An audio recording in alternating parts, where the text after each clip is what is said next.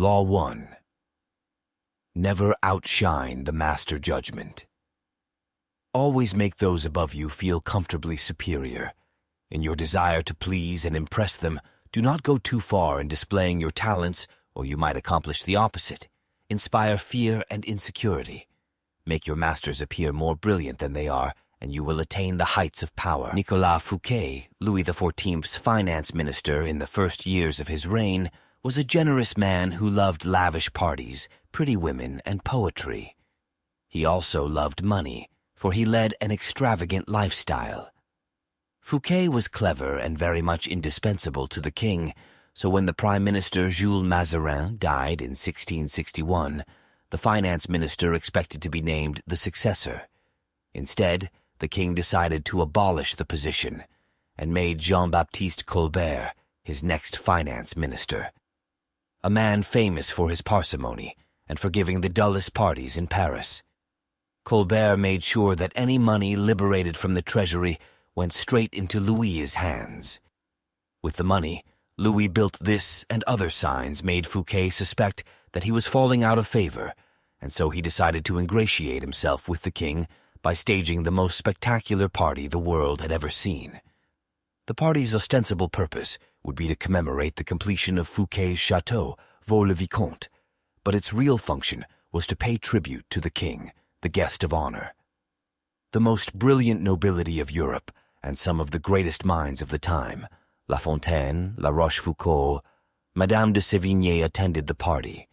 Molière wrote a play for the occasion, in which he himself was to perform at the evening's conclusion. The party began with a lavish 7-course dinner, featuring foods from the Orient never before tasted in France, as well as new dishes created especially for the night. The meal was accompanied with music commissioned by Fouquet to honor the king. After dinner, there was a promenade through the chateau's gardens. The grounds and fountains of Vaux-le-Vicomte were to be the inspiration for Versailles.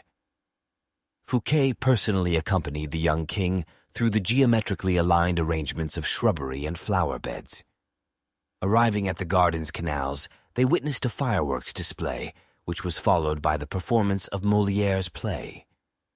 The party ran well into the night, and everyone agreed it was the most amazing affair they had ever attended. The next day, Fouquet was arrested by the king's head musketeer, D'Artagnan. 3 months later, he went on trial for stealing from the country's treasury. Actually, most of the stealing he was accused of he had done on the king's behalf and with the king's permission. Fouquet was found guilty and sent to the most isolated prison in France, high in the Pyrenees Mountains, where he spent the last 20 years of his life in solitary confinement. Louis XIV was a proud and arrogant man who was easily offended. He could not tolerate anyone who upstaged him or made him feel insecure. Fouquet made the mistake of throwing a more extravagant party than the king, and he was eventually arrested and imprisoned for life. Colbert, on the other hand, was a frugal and cautious man who was always willing to serve the king.